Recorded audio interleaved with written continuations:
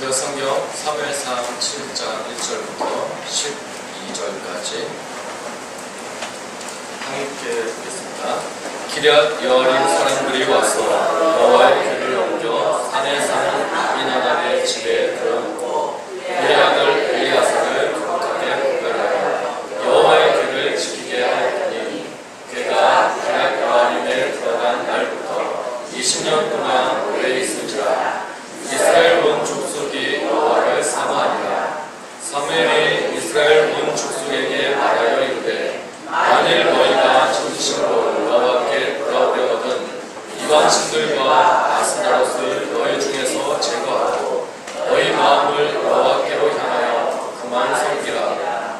그리하면 너희를 블레셋 사람의 손에서 건져내시리라.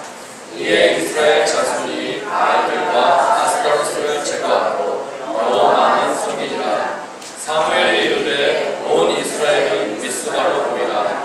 내가 너희를 위하여 여호와께 기도하리라 하매 그들이 미스바에 모여 그를 기어 여호와께 묻고 그날 종일 금식하고 거기에서 이르되 우리가 여호와께 범죄하였나이다 하니라. 사무엘이 미스바에게 이스라엘 자손을 다스리니라. 이스라엘 자손이 미스바에 모였다 함을 블레셋 사람들이 듣고 그들의 군대들이 이스라엘을 치러 올라온지라. 이스라엘 자손들이 듣고 블레셋 사람들을 두려워하여 이스라엘 자손이 사무엘에게 이르되 당신은 우리를 위하여 우리 하나님 여호와께 취직하고 부르짖어 우리를 블레셋 사람들의 손에서 구원하시게 하소서 하니 사무엘이 젖 먹는 어린 양 하나를 가져다가 온전한 번제를 여호와께 드리고 이스라엘을 위하여 여호와께 부르짖으매 여호와께서 응답하셨더라. 사무엘이 번제를 드릴 때 블레셋 사람이 이스라엘과 싸우려고 가까이 오매 그날에 여호와께서 블레셋 사람에게 큰 은혜를 받아요 그를 어지럽게 하시니 그들이 이스라엘 앞에 성패한지라. 이스라엘 사람들이 미스바에서 나가서 블레셋 사람들을 추격하여 백발 아래 이르기까지 쳤더라. 사무엘이 돌을 취하여 미스바와 센 사이에 세워 이르되 여호와께서 여기까지 우리를 도우셨다 하고 그 이름을 에베스라 하니라. 아멘.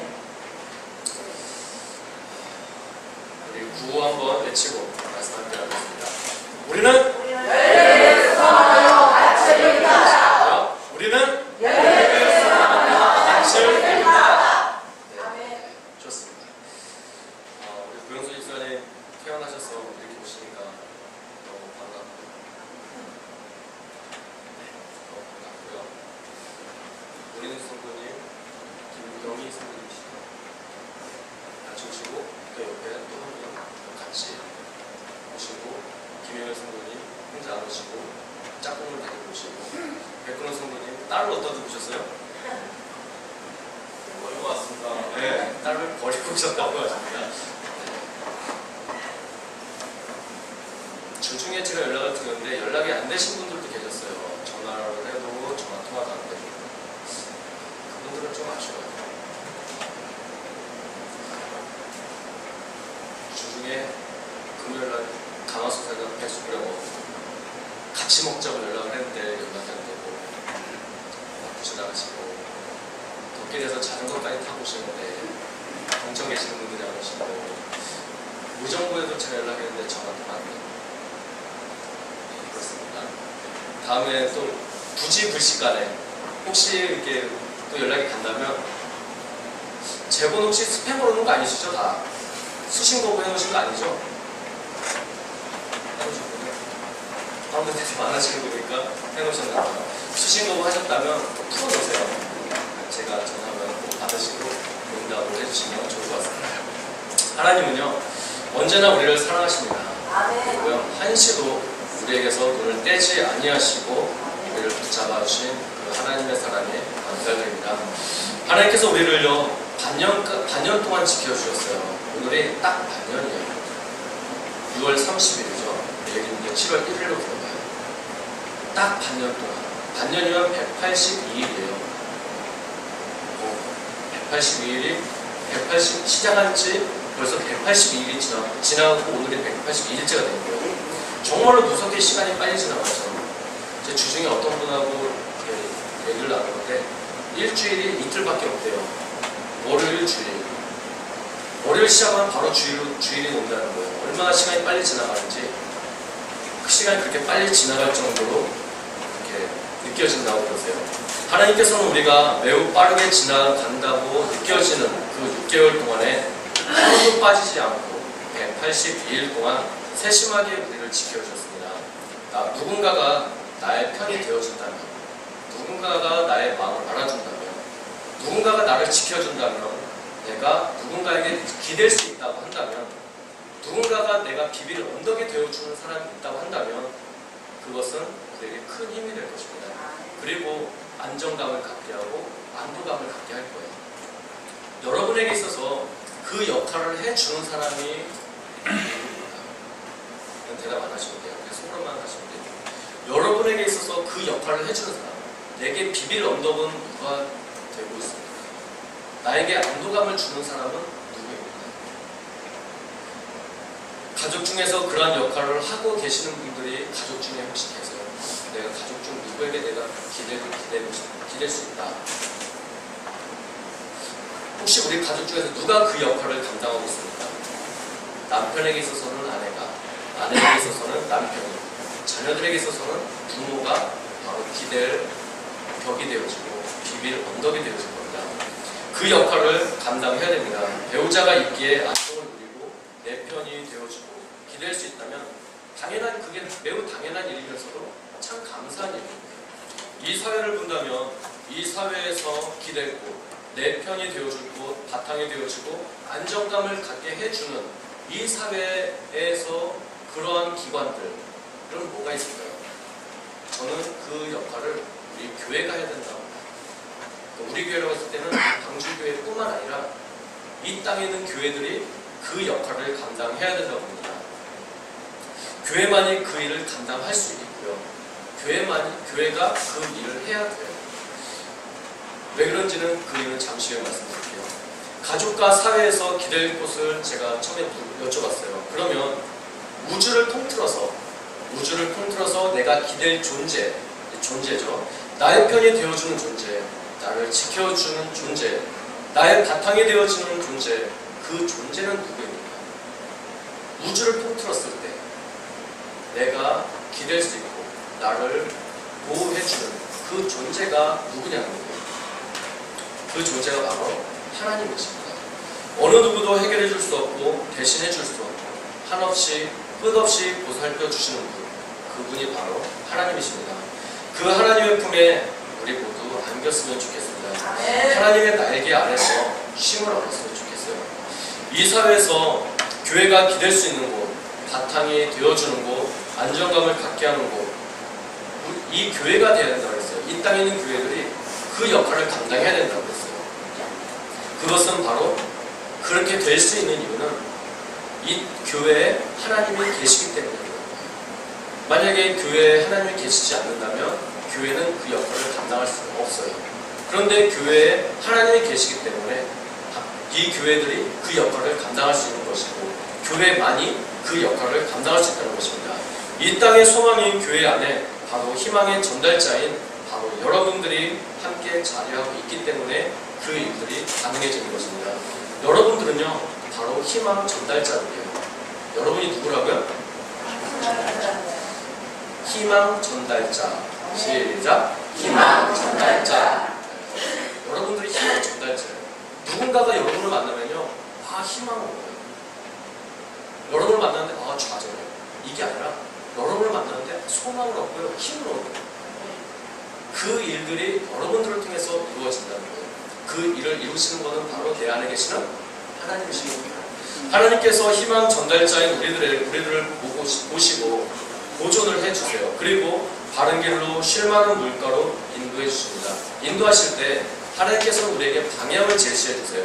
그리고 길도 보여주세요.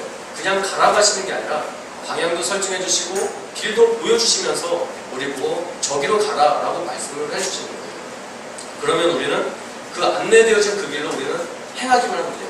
가기만 하면 돼요. 오늘 사무엘이 이스라엘에게 그 방향과 길을 제시해줬어요. 3절 말씀에 만일 너희가 전심으로 여호와께 돌아오려거든 이방신들과 아스다롯을 너희 중에서 제거하고 너희 마음을 여호와께로 향하여 그만 섬기라. 그리하면 너희를 블레셋 사람의 손에서 건져내시리라. 이렇게 사무엘이 이스라엘 백성들이 가야 할 길, 어떻게 해야 되는지도 답을 말해주고 있어요. 이방신들과 아스다롯을 제거하고 마음을 하나님께로 향하라는 거예요. 하나님만 섬기라는 거예요. 이것이 그들이 가야 될 방향이었습니다. 그리고 그걸 제시를 받았어요. 그러자 이스라엘의 반응이 4절에 나오죠. 그들의 반응 같이 한번 읽어볼까요? 시작. 이에 이스라엘 자손이 바알들과 아스타롯을 제거하고 여호와만 섬기니라. 그 제시된 방향으로 그들은 옮겨갔어요. 이거 아스타롯 버리고 바알 버리고 오직 하나님만 섬겨라 라고 하니까 그들은 바알들과 아스타롯을 제거했고 그리고 여호와만 섬겼다고 했어요. 하나님께서 제시하시는 방향으로 향하는 이들, 하나님께서 푸른 초장, 쉴만한 물가루를 준비해 놓으시고 이쪽으로 가면 된다고 제시하신 그 방향으로 가는 그들에게 하나님께서는요 예비해 두신 것을 그들에게 주시는 거예요. 하나님께서 아무리 좋은 것을 예배해놨어도 가라는 방향에 가지 않으면 그 예배 놓은 거를 받을 수가 없어요. 만약에 우리에게 하나님께서 말씀하시는 부분이 있고 또 내게 보여주시는 것이 있다면 지체하지 마시고 달려갔으면 좋겠어요. 하나님의 때가 언제입니까? 그때를 바라는 게 아니고요. 그때는 지금이고요. 지금 내가 움직이지 않으면 내일도 못 움직여요. 근데 지금 안 움직이는데 내일이 오지 않아요. 지금 움직여야 내일이 오는 거예요. 예로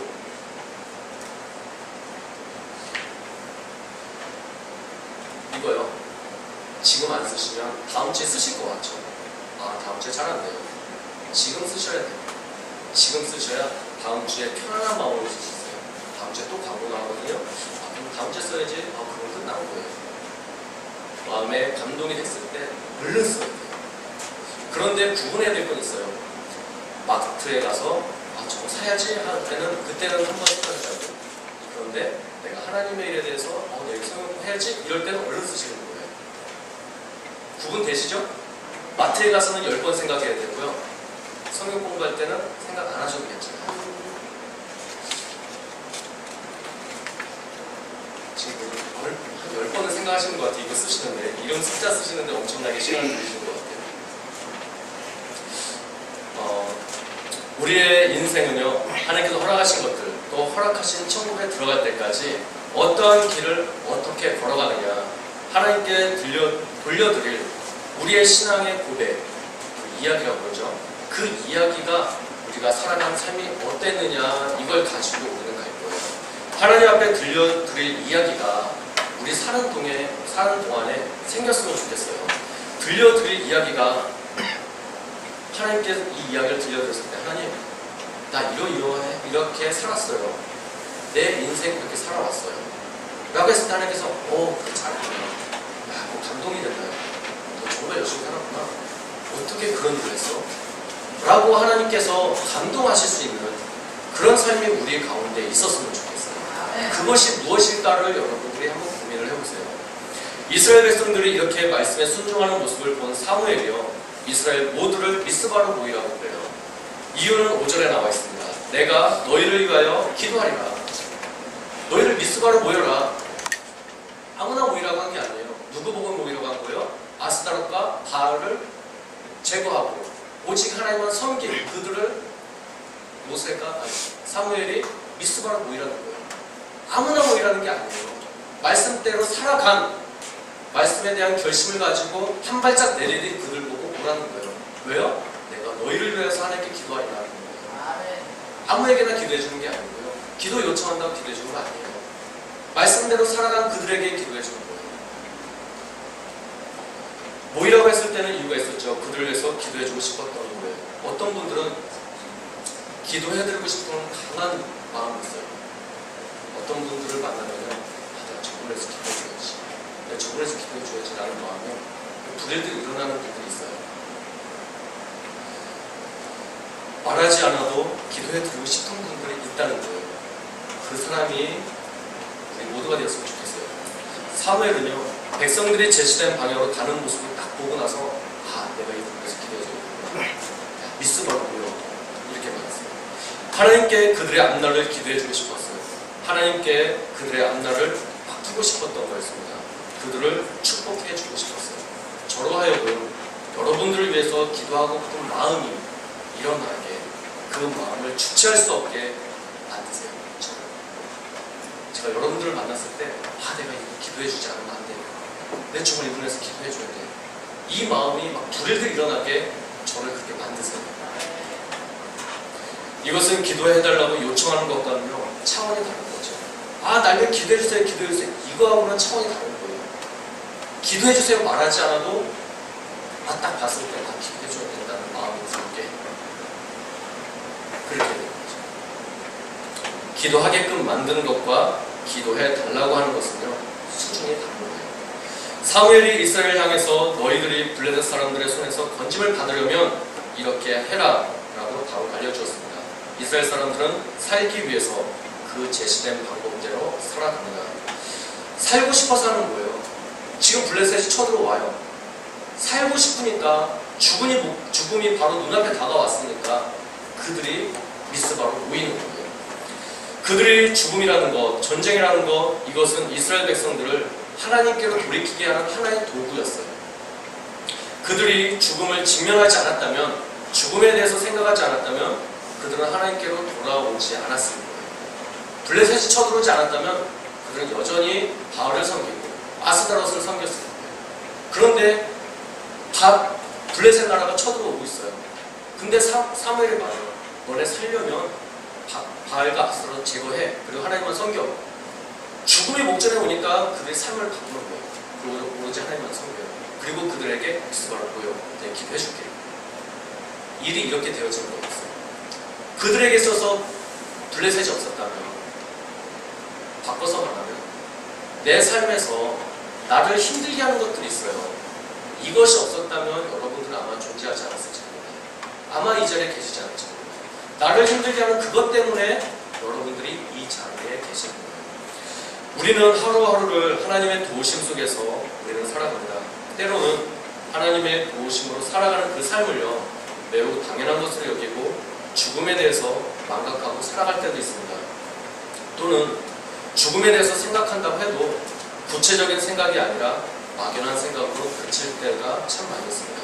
그러나 죽음에 대해서 직면하거나 실제 죽음에 대한 준비나 연관된 행동을 한다면 그때는 느낌이 달라집니다. 혹시 여기 계신 분들 중에 손은 들지 마시고 고개로만 이렇게 해주세요. 여기 계신 분들 중에 유언장 써보신 분 계세요?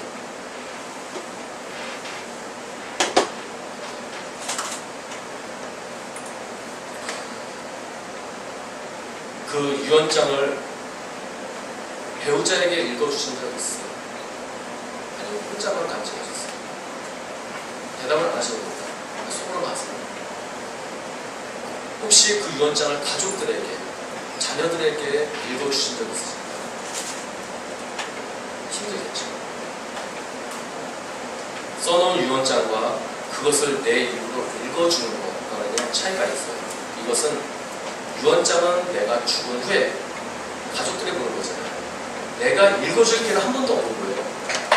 유언장은 내가 죽은 다음에 읽어지는 거예요. 죽은 다음에 가족들이 보는 거잖아요. 근데 이 유언장은 살아있을 때 내 목소리로 가족들에게 읽어준다. 느낌이 다른 거예요. 이것은 내가 죽은 후에 내가 읽어주는 것이 아닌 배우자와 자녀들이 읽을 것입니다. 그들은 내가 죽은 다음에는 내 목소리로 들을 수 없는 거예요. 죽음을 준비하는 것은요 매우 지혜로운 일입니다. 죽음에 직면하면 살 길을 찾게 되기 때문입니다. 그리고 이스라엘 백성들과 같이 방향의 전환이 이루어집니다. 특별한 순서를 준비했는데요. 김동완 장로님을 두고 유언장을 쓰셨어요.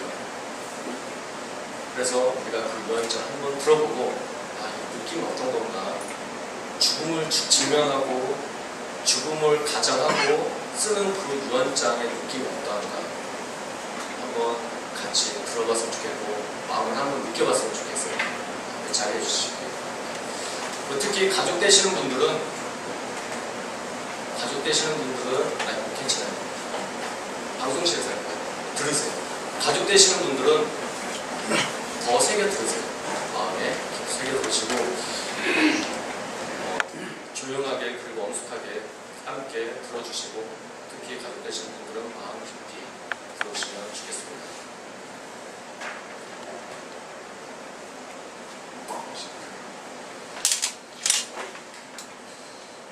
양해 말씀드렸습니다. 그거 4주가 전부터 3주차 갔다 왔는데 주마다 예식이 있는데 어제 위원장 승가 있었습니다. 제가 그 전에 인터넷에서 검색해봤더니 보는 경우가 있었는데 그때는 실습까지 이렇게 나와가지고 뭐 있는지 찾아보는데 그건 없어지고 위원장 쓰기 그 예식이 있었습니다. 그래서 미리 준비된 게 아니고 20분 제한된 시간에서 위원장을 쓰는 시간이 있었는데 어떻게 보면 예, 크게 말하겠습니다. 좀 좋지 않게 생각하는 분들도 있을 수 있고 그런데 미리 경험하신 분들도 있고 또 누구나 예의 없이 결혼하신 분들이라면 경험해야 되고 우리가 살아있는 동안에 주님 안에서 서로 사랑하고 유지함으로 말미암아서 그런 좋은 순서가 되길 바라겠습니다. 어제 저희 발표를 안 하고 몇 사람 두 가지만 발표했는데 제가 이렇게 또 발표하게 돼서 말씀드리겠습니다. 위원장, 사랑하는 아내에게 여보 고맙습니다. 지난 시간 나에게 늘 힘이 되어주고 활력이 되어주고 인생의 동반자가 되어준 당신 너무나 고맙고 미안합니다. 어렵고 슬플 때 좋은 일이 있을 때 말 그대로 동고동락을 해온 지난 시간이 아쉽기만 합니다. 좀 더 이해해주고 사랑해주고 아껴줄 것을 그렇게 해드리지 못하고 아쉬움을 남기고 당신 곁을 떠나게 되는 힘들고 어려운 세상사 내가 없지만은 하나님을 의지하고 주님을 의지함으로 말미암아 평안을 얻고 위로를 받기 바랍니다. 비록 몸은 세상이 없지만 누구보다도 당신을 위한 든든한 후원자가 되고 당신의 영원한 팬이 되겠습니다. 몸이 약한 당신 건강을 잘 챙기기 바랍니다. 아프지 말고 몸 잘 챙겨서 건강하게 살기를 바랄게요. 은혜와 예은이와 또 잘 지내서 행복하기를 바랍니다. 다시 한번 하나님께서 허락해 주시고 짝지어 주신 배필로서 좀 더 위해 주지 못한 거 미안합니다. 그렇지만 세상 그 누구보다도 당신을 진심으로 사랑합니다. 항상 힘내시고 슬퍼하지 마시고 천국에서 만난 날을 기대하며 하나님께 영광의 삶을 살기 바랍니다. 천국에서 만날 날을 기대하며 당신의 남편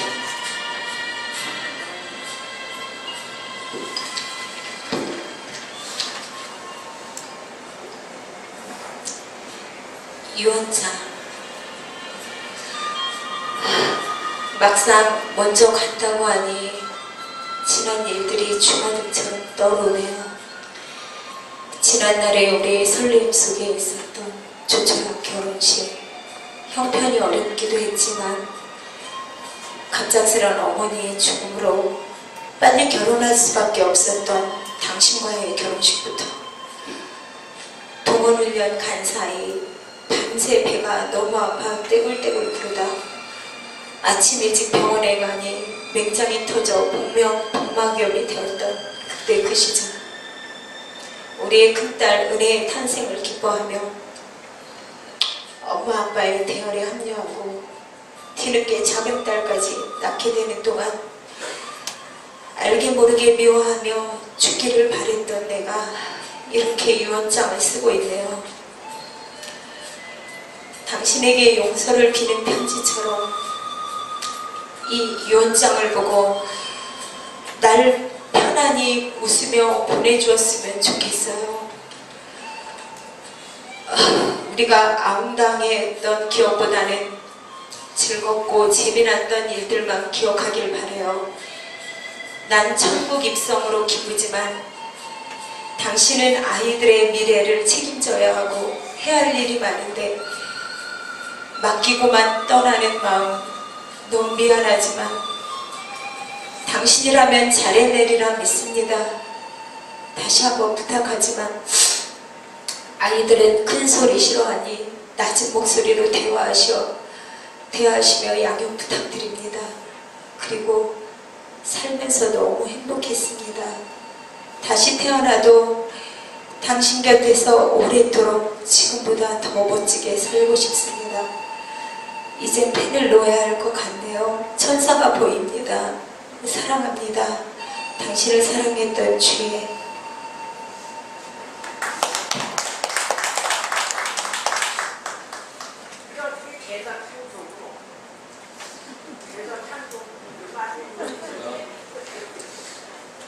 이 유언장을 쓰면 생각이 달라지고 마음이 달라집니다.